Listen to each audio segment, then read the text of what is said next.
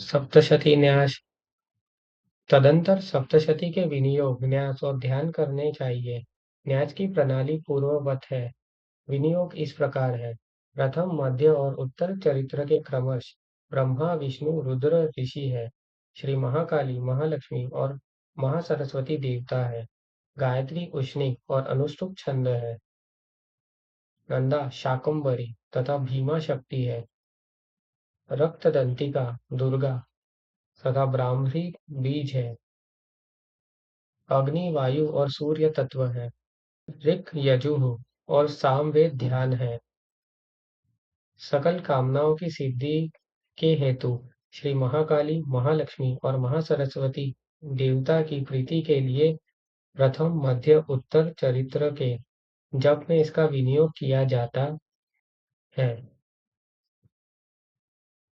तुम खड्गधारिणी, शूलधारिणी, घोर रूपा तथा गदा, चक्र, शंख और धनुष धारण करने वाली हो।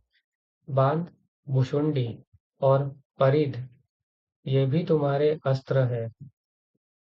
इतना कहकर दोनों हाथों की तर्जनी उंगलियों से दोनों अंगूठों का स्पर्श।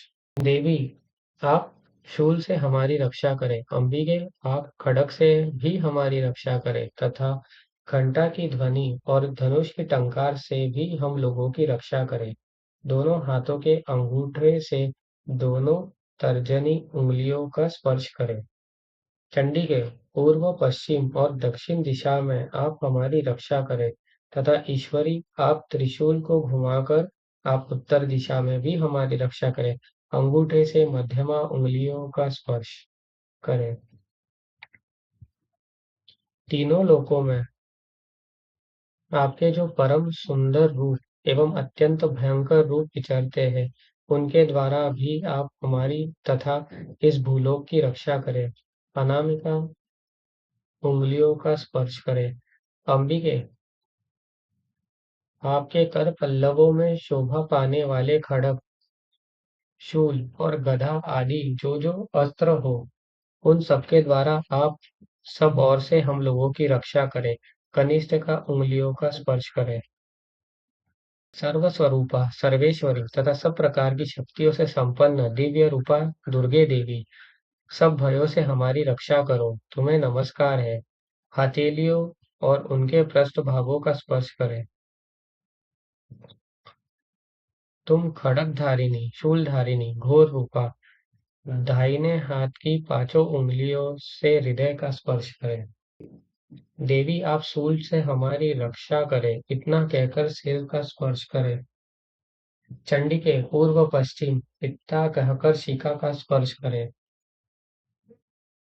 आपके जो परम सुंदर रूप दाहिने हाथ की उंगलियों से बाएं कंधे का और बाएं हाथ की उंगलियों से दाहिने कंधे का साथ ही स्पर्श करें। खड्ग, शूल और गदा कहकर दाहिने हाथ की उंगलियों से अग्रभाग से दोनों नेत्रों और ललाट के मध्य भाग का स्पर्श करें। सर्वस्वरूपा, सर्वेश्वरी कहकर दाहिने हाथ को सिर के ऊपर से बाईं ओर से पीछे की ओर ले जाकर दाहिने ओर से आगे की ओर ले आए और तर्जनी तथा मध्यमा उंगलियों से बाएं हाथ की हथेली पर ताली बजाए। ध्यान। मैं तीन नेत्रों वाली दुर्गा देवी का ध्यान करता हूँ। उनके श्री अंगों की प्रभा बिजली के समान है।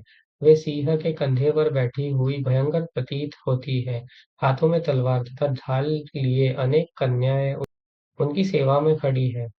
वे अपने हाथों में चक्र, गदा, तलवार, ढाल, बाण, धनुष, पाश और तर्जनी मुद्रा धारण किए हुए हैं। उनका स्वरूप अग्निमय है और वे माथे पर चंद्रमा का मुकुट धारण करती है। इसके बाद प्रथम चरित्र का विनियोग और ध्यान करके मार्कंडे जी बोले, से सप्तशती का पाठ आरंभ करें। प्रत्येक चरित्र का विनियोग तथा प्रत्येक अध्याय के आरंभ में भी ध्यान दे दिया है गया है। पाठ का प्रेम पूर्वक भक्ति का ध्यान करते हुए करे। मीठा उत्तम स्वर, अक्षरों का स्पष्ट उच्चारण, पदों का विभाग, स्वर धीरे धीरे बोलना, ये सब पाठकों के गुण हैं। जो पाठ करते समय रागपूर्वक गाता, उच्चारण में जल्दबाजी करता, सिर हिलाता और अपने हाथ से लिखी हुई पुस्तक पर पाठ करता और अधूरा ही पाठ करता है, वह पाठ करने वालों में अधम माना गया है। जब तक अध्याय की पूर्ति न हो, तब तक बीच में पाठ बंद न करें। यदि प्रमादवश अध्याय के बीच में पाठ का विराम हो जाए, तो पुनः प्रति पाठ पूरे अध्याय का पाठ करें। अज्ञानवश पुस्तक हाथ में लेकर पाठ करने का फल आधा ही होता है। श्रोत्र का पाठ मानसिक नहीं वाचिक होना चाहिए।